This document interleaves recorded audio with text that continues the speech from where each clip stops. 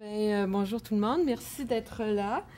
En fait, on a décidé d'une forme de présentation qui ressemble pas véritablement à une conférence classique parce que on s'est dit que bon, c'est le printemps, compte tenu des circonstances, on voulait alléger un peu. Cela dit, notre idée, c'est quand même de vous introduire et de vous donner le goût du cahier. En fait, le cahier reprend des analyses d'une étude qui a été faite il y a quelques années et qui avait rejoint un grand nombre de gays et de lesbiennes. Et on avait fait des analyses globales, donc pour les hommes et pour les femmes. Et cette fois-ci, on a fait une nouvelle analyse des données, autant les données quantitatives, qui sont en fait les résultats d'un questionnaire d'enquête, que des données qualitatives, qui sont les résultats d'entrevues faites auprès des travailleuses lesbiennes. Alors, on a repris ce matériel-là et ça nous a donné l'occasion de le traiter de façon plus systématique, plus en profondeur, et aussi de réfléchir de nouveau au concept qu'on s'était donné, c'est-à-dire qu'on ne s'était pas donné justement au début de la première étude, donc de réfléchir à des notions conceptuelles. Alors, plus précisément, on a 300, l'enquête était basée sur 399 questionnaires et 93 entrevues auprès de lesbiennes. Donc, c'est quand même un matériau à la base assez important. Ce sont des entrevues avec des lesbiennes de différents groupes d'âge qui travaillent dans différents secteurs d'emploi. Ce qui est par ailleurs particulier à l'échantillon, c'est qu'un grand nombre sont scolarisés. 60 ont une scolarité universitaire, 40 ont une scolarité secondaire ou cégep. Et plus de 80 ont des emplois stables.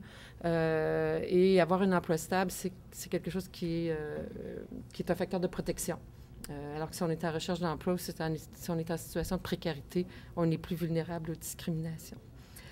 Alors, un des premiers thèmes qui est abordé dans la façon dont on va vous présenter ça, c'est qu'on va laisser la parole aux femmes elles-mêmes. Donc, on va vous citer plusieurs extraits qui illustrent les différentes thématiques qui sont abordées dans le cahier.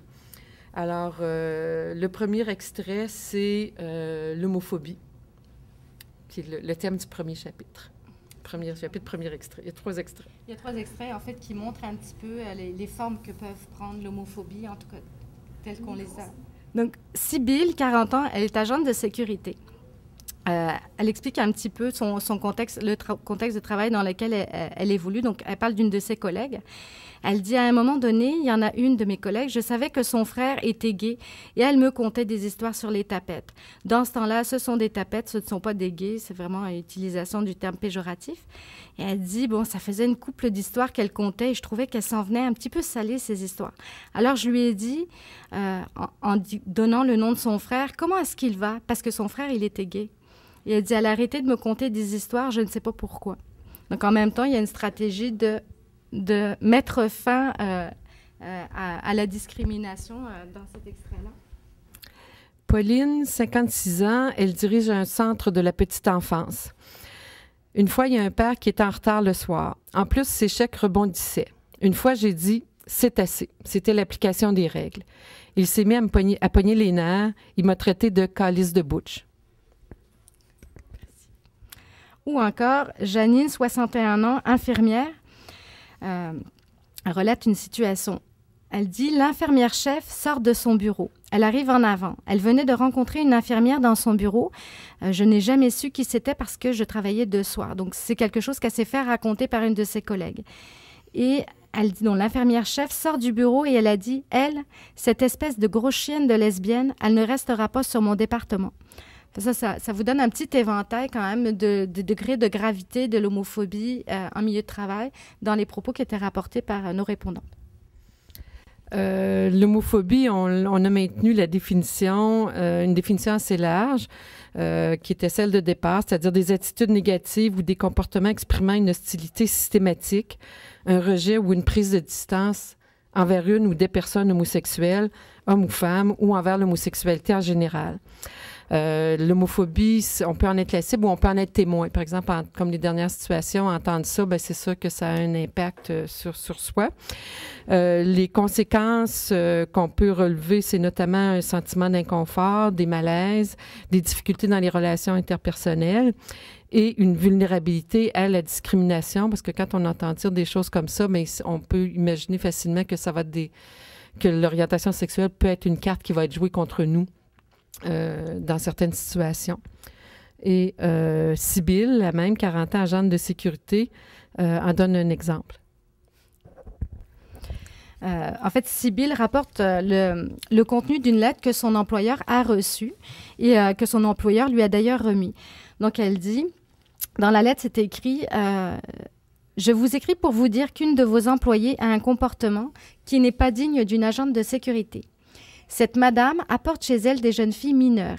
Et comme je suis un père de famille et j'ai des jeunes filles, je ne veux pas que mes filles soient en présence ou que mes filles soient attirées par les filles. Cette madame est aux femmes et sa présence me met hors de moi. Je vous demande de faire quelque chose. Sinon, moi, je vais faire quelque chose que vous n'aimerez sûrement pas. Mais ce ne sont pas des menaces. » Signé un père de famille. Un autre exemple, Chantal, 39 ans, enseignante au primaire. C'est déjà arrivé qu'un parent ne veuille vraiment pas que son enfant soit dans ma classe. Le directeur l'a changé de classe, l'enfant. Ça m'a blessée comme professeur. Mais quelqu'un qui ne veut pas que son enfant soit dans ta classe, tu es bien mieux de ne pas l'avoir. Tu as moins de troubles. C'est une économie mentale. C'est sûr que sur le coup, ça m'a fait de la peine, j'en ai pleuré. Évidemment, c'est le soupçon de pédophilie ou d'abus ou de modèle négatif qui est en arrière de ça. Mais là, pour la petite histoire, la Chantal, elle rapporte plus loin dans l'entrevue que le petit garçon, il est retourné la voir puis lui a dit « Hey, t'as été ma première institutrice. » Puis elle disait « tu sais, tant pis si ses parents sont colons puis que le directeur a suivi, pardon. » À quelque part, elle dit « Ça n'a pas porté sur le petit garçon. » Donc, ça lui avait un petit peu mis du baume au cœur. Une question qui se pose pour les lesbiennes, tout comme pour les gays, c'est que c'est pas écrit dans le front.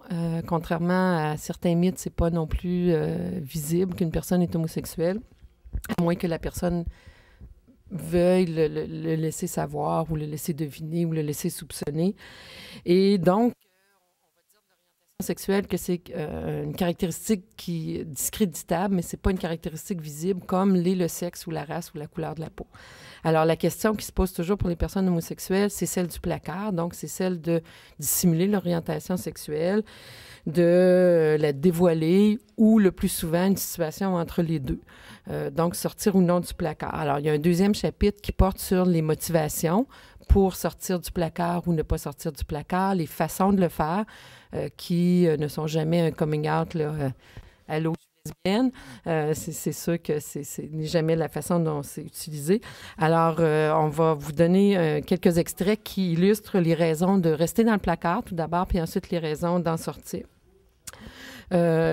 Pour certaines personnes, le fait de séparer leur vie personnelle et leur vie au travail, c'est une manière de se protéger contre les blagues, contre l'intrusion, contre les questions, la curiosité excessive. Ou des fois, les gens vont nous dire, ben moi, je suis comme ça, je suis discrète par tempérament, mais on n'est pas toujours sûr si la discrétion s'appliquerait de la même manière dans d'autres situations.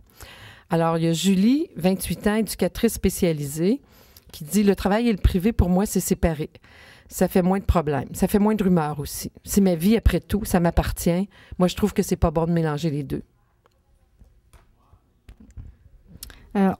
Dans le cas de Karine, elle fait mention d'une crainte des impacts sur sa carrière si elle révélait son orientation sexuelle. Fait que dans son cas, c'est vraiment de la discrimination potentielle ou anticipée.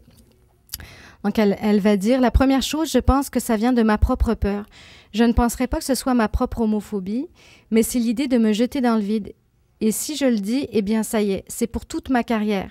Je le perçois comme ça. Si c'était à la pièce et que je n'avais pas peur que ça me poursuive tout le temps, je le dirais probablement dans certaines circonstances. Mais ce sont des milliers d'élèves que je vais avoir dans les années à venir et ça peut être lourd de conséquences négatives. Mais c'est ça. Je ne sais pas jusqu'à quel point mes élèves vont à savoir ça. On revient un petit peu avec... Oui, c'est sûr que dans l'enseignement, la raison des élèves, c'est vraiment quelque chose qui revient très, très, très, très souvent D'autant plus que d'une génération, d'une cohorte d'élèves à l'autre, ça va se dire. Ou si on est en région, ça va se dire par les réseaux familiaux de voisinage. Donc ça, c'est sûr que dans l'enseignement, on avait travaillé les données d'une autre manière, puis les enseignantes sont parmi les moins visibles. Un autre motif, c'est tout simplement d'entendre des commentaires homophobes ou lesbophobes dans l'environnement, soit parmi les collègues ou soit dans la clientèle qu'on dessert. Alors, c'est ce que nous rapporte Madeleine, 53 ans, préposée aux bénéficiaires, qui travaille donc des personnes âgées.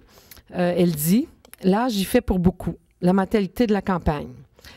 Les bénéficiaires âgés, ils écoutent beaucoup la télévision. J'entends les commentaires. T'imagines-tu, ils veulent se marier entre hommes. Est-ce que ça a du bon sens? Voir si le bon Dieu accepte ça. Est-ce que j'ai le goût de lui dire que moi, je veux marier ou que je me suis mariée? »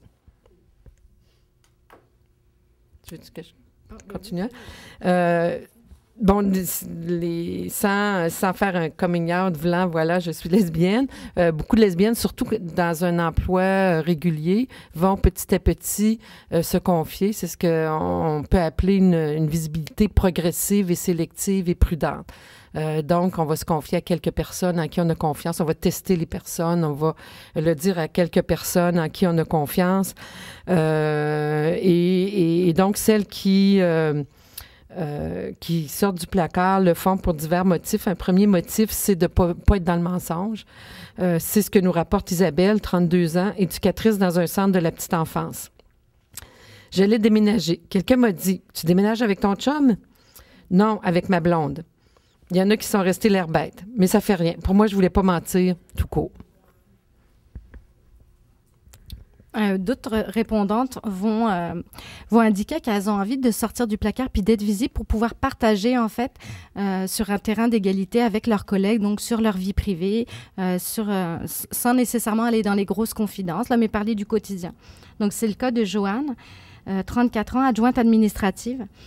En parlant de ses collègues, elle dit « C'est les gens avec qui tu passes beaucoup de temps, c'est les gens avec qui on échange beaucoup, on parle de nos vies. Sans rentrer dans notre tréfonds, on se raconte un achat ou une bad luck qui nous est arrivé sur le terrain ou en magasinant une maison.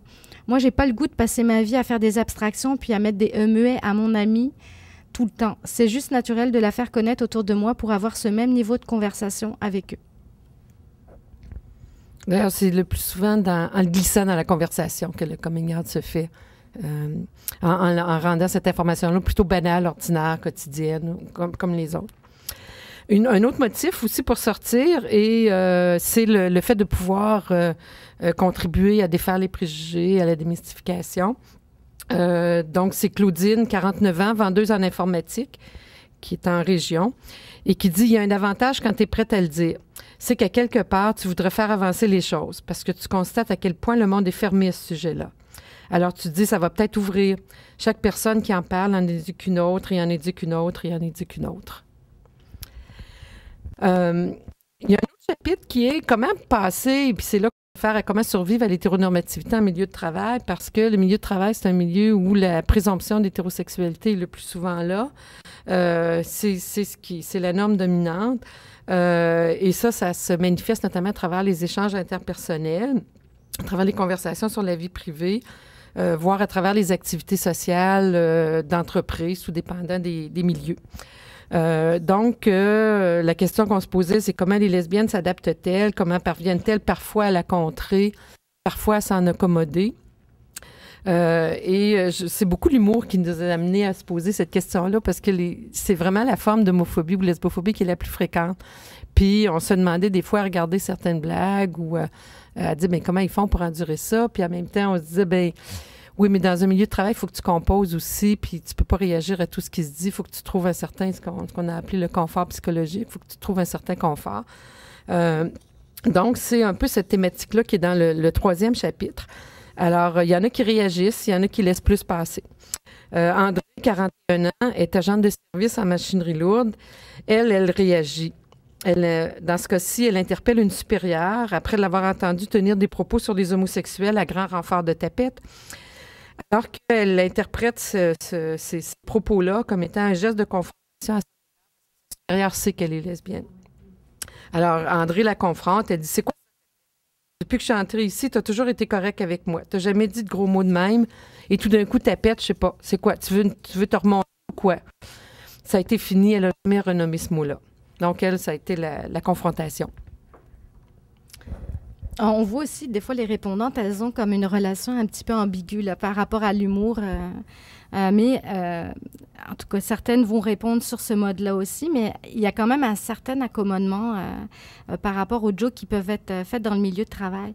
Et, par exemple, Françoise, 44 ans, éducatrice dans un centre de la petite enfance, donc on suppose que c'est quand même un milieu majoritairement féminin. Je suis une personne qui est un bout en train dans la garderie.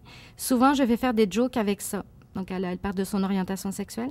Je crois que j'adoucis, comment je pourrais dire ça? Pas adoucir, mais qu'on le prend à la rigolade. Ils en font des jokes aussi sur les gays et je les ris, elles sont drôles. C'est difficile de jauger par rapport à l'humour, mais parfois, ça devient une question de survie, notamment dans les milieux de travail masculins où il y a beaucoup de règles sur lesquelles tu chemines. Elle dit, ça parle de sexe, ça fait des jokes de tapette, de fifi, de lesbienne, de blonde, de newfie, des jokes de n'importe quoi. Il faut que tu apprennes à rire avec eux autres parce que si tu vas contre eux autres, c'est toi qui as un méchant problème. J'ai déjà vu une femme géologue faire un burn-out à cause des jokes. Elle était hétéro, mais à cause des jokes de femmes, des jokes sexistes. Elle en faisait une maladie. Elle en a fait un burn-out. Il ne faut pas que tu t'embarques dans cette game-là. Il faut que tu joues avec eux autres. Il faut que tu aies du plaisir avec eux autres. Qu'elle la compose de cette façon-là pour survivre dans son milieu de travail. Ou encore Francine, 47 ans, gérante dans le secteur de l'alimentation, qui résume à peu près comment elle voit justement la navigation dans cet univers-là. Elle dit « Il faut user de ruse. Il faut approcher les hétéros de façon à ce qu'ils se rendent à l'aise. Il ne faut pas que tu les rendes mal à l'aise avec ça parce que là, tu es faite. Si tu as le malheur de les attaquer trop directement, tu deviens une bête noire pas endurable qui pue. Il faut que tu les amadoues tranquillement. » Donc, beaucoup de compromissions quand même du côté des femmes. Oui, surtout les deux dernières, là, ils travaillent dans les secteurs majoritairement masculins. Puis c'est là qu'il y a le plus du monde. Un autre chapitre, et là, c'est vraiment, c'est ce qu'il y avait de plus nouveau dans l'analyse au sens où on voulait savoir ce qu'elle vivait par rapport au sexisme et à l'hétérosexisme. Il faut préciser que l'objet premier des entrevues, c'était vraiment les questions par rapport à l'orientation sexuelle. Toutes les questions étaient formulées par rapport à ça. Mais ce qui est sorti, c'est que beaucoup de femmes, à peu près les 2/3, nous ont rapporté des expériences de sexisme en réponse à ces questions-là. Les deux formes principales de sexisme qui sont rapportées, c'est d'une part les discriminations qui sont reliées à la sexualisation des femmes et d'autre part les discriminations qui sont reliées à la division sexuelle du travail. Oui. Alors, puis là, c'est très difficile pour les... Elles vont le dire elles-mêmes, on va y revenir, mais il faut le dire aussi en partant. C'est que c'est très difficile pour plusieurs de dire, mais là, est-ce que je suis discriminée en tant que femme ou en tant que lesbienne, ou les deux à la fois, ou un peu des deux. Par exemple, toute la question du harcèlement sexuel, ça pose ça, mais aussi d'autres exemples. Alors, le premier exemple, c'est Marlène, 47 ans, employée dans l'administration publique, qui nous parle du côté du style féminin qu'elle n'a pas et dont elle sent que ça lui nuit d'une certaine façon dans les rencontres. Alors, quand elle dit, quand je vais dans des réunions, j'ai pas de style féminin, je suis pas plus maquillée, j'ai toujours un côté un peu dépeigné. Ça, qu'est-ce que tu veux faire? Ça changera pas. Un gars, on dirait que c'est un intellectuel. Une femme, ça passe moins bien. Donc, les attentes par rapport à l'apparence physique ou à la conformité aux normes de féminité. Oui, c'est ça. La catégorie sexualisation des femmes, c'est vraiment le continuum au complet. Hein. Ça en prend l'obligation de s'habiller, de jouer à la femme et jusqu'au harcèlement sexuel. Fait que l'autre extrémité, c'est le cas de Amy, 40 ans. Elle est chef de section en restauration. En fait, elle explique qu'il y a un endroit dans le restaurant où si elle va laver les poissons, mettons, il faut qu'elle se mette à quatre pattes ou en tout cas, elle est obligée de se baisser.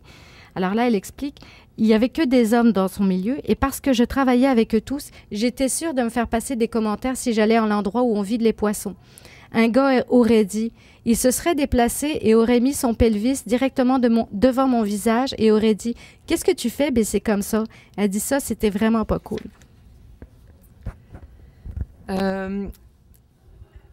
À nouveau, bon là, on est plus discrimination classique, en fait, sexisme classique. Mais ça se passe dans la fonction publique, c'est peut-être l'originalité. Alors, Céline, 40 ans, enquêtrice dans la fonction publique. Les gars avaient commencé à mettre des photos de femmes de calendrier sur leur paravent. Mon boss était parti. On s'attend à ça au petit garage, on s'y attend, mais c'est plus original, là, tu sais. Oui, c'est ça. Mon boss était parti à rire dans un premier temps. En fin de compte, à force de faire des pressions, c'est parce que là, les autres filles se sont mises avec moi. Je l'ai fait enlever, ça n'avait pas de bon sens. Ou alors Aline, c'est un code de discrimination qui est plus facilement reliable en fait à la division sexuelle du travail et le plafond, qui dit « Je pense qu'on est toujours en train de faire un double effort, les femmes. Les hommes ont plus de facilité. C'est plus facile, le directeur est un homme, la direction, ce sont des hommes, ils sont entre copains. Les femmes, il faut vraiment que tu prouves que tu es hors pair pour avoir une place. Et pas juste hors pair, bien sûr, mais que tu sois quelqu'un avec qui les hommes peuvent dealer. Sinon, on ne te donne pas le poste de direction. » Donc, on a essayé de réfléchir à l'articulation des différents concepts, puis ça, on ne vous livrera pas ça ici. Mais en fait, on a questionné le concept d'homophobie parce que on sait que c'est un concept qui actuellement est extrêmement est hégémonique. Personnellement, c'est le terme que j'emploie, c'est-à-dire que c'est le concept qui est devenu le concept majeur dans l'espace politique, dans l'espace intellectuel. C'est un concept qui est compris par beaucoup de gens maintenant, avec toutes sortes d'interprétations, mais qui est quand même le concept que si on demande aux gens l'homophobie, bon, ils vont vous répondre quelque chose, pas aimer les homosexuels, pas aimer les lesbiennes, ils vont comprendre. C'est un concept qui est quand même compris. Il y a plusieurs critiques qui sont faites à ce concept, donc je ne reprendrai pas ici toutes ces critiques-là, mais une des critiques qui est faite, c'est que ça peut avoir pour effet d'invisibiliser les discriminations qui sont faites aux lesbiennes, parce que au mot, même si l'interprétation littérale du mot homophobie n'exclut pas les femmes. Les exemples qui vont être les plus souvent donnés, ça va être les exemples qui concernent les hommes. Et on va moins nommer les exemples qui concernent les femmes et voire même dans certains cas, dans certaines études, on va voir que des remarques comme les lesbiennes sont moins touchées ou les lesbiennes sont peu touchées par ces phénomènes-là. Donc, on va évacuer plus ou moins la question des lesbiennes. Ce qu'on se constate aussi, c'est que dans les manifestations négatives ou de rejet envers les travailleuses lesbiennes, oui, il y a des classiques, là, celles qu'on vous a lues au tout début, qui visent l'homosexualité ou l'orientation sexuelle, mais il y a aussi des manifestations qui sont autant le fait d'être à la fois une femme et à la fois une lesbienne, ou des discriminations carrément sexistes, mais auxquelles les lesbiennes sont également exposées parce qu'elles sont des femmes et que c'est la première chose qui est perçue d'elles, à savoir que ce sont des femmes. Si on regarde les manifestations, les dernières qu'on vous a données, c'est-à-dire la sexualisation des femmes et l'imposition de la norme hétérosexuelle, ou l'assignation des femmes à des places dans la division sexuelle du travail, ce qu'on se rend compte, c'est que ces manifestations-là ont pour effet de réassigner les lesbiennes à la catégorie des femmes. Et donc, le concept d'homophobie ne rend pas compte de ça. Donc, on peut privilégier le concept de lesbophobie. C'est un des concepts qu'on a réintroduit à la fin. Mais le concept de lesbophobie est intéressant. Il y a un peu les mêmes défauts que le concept d'homophobie pour ce qui est de sa signification première, c'est-à-dire d'être une manifestation psychologique. Une phobie, c'est une crainte. Hein? On peut l'agoraphobie, je veux dire, on peut décliner ça là, de multiples façons, les phobies.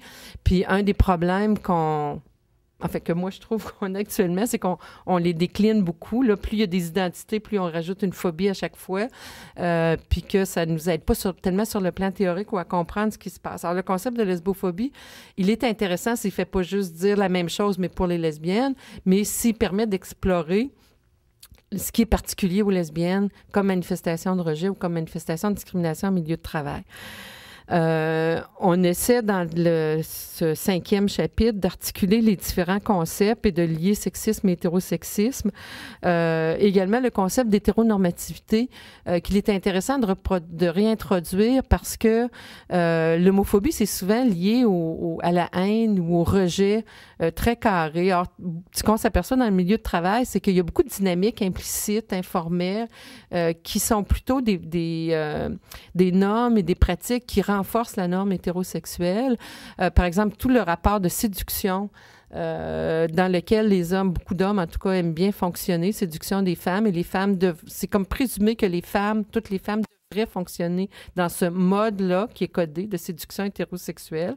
Ce sont des pratiques qui renvoient toujours les femmes, y compris les femmes lesbiennes, à un certain type d'apparence, un certain type de comportement. Il y a des lesbiennes une minorité, en tout cas dans notre enquête, qui sont plutôt contentes et trouvent positif quand on va leur faire un commentaire, par exemple, sur leur féminité ou sur leur beauté ou des choses comme ça.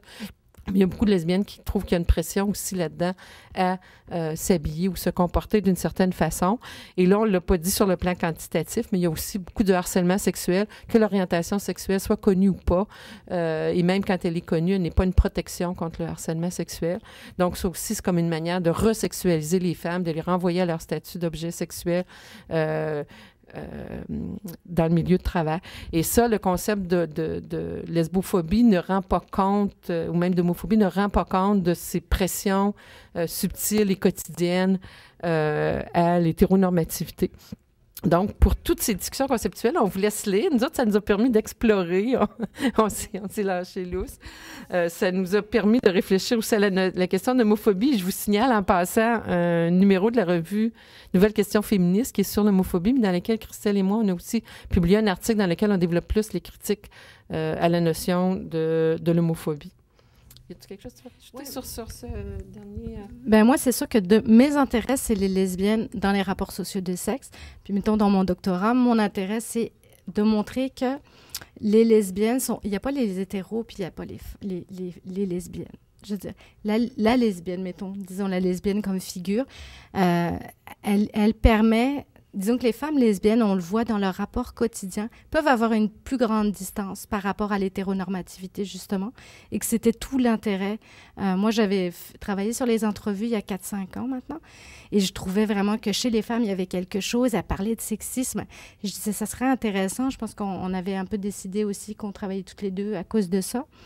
Et moi, ce qui m'intéressait, c'est de montrer qu'il y avait que ça forme un tout. Le sexisme, l'hétérosexisme, c'est une... pas pour reprendre Butler, mais juste 2 secondes, juste pour ça, que c'est une matrice, ça forme un tout, il y a une cohérence, il y a une logique. Et moi, je trouve que en général, notamment dans le rapport des femmes au travail, on aurait intérêt à s'intéresser à l'orientation sexuelle des répondantes, ce qui est très rarement fait dans les enquêtes sur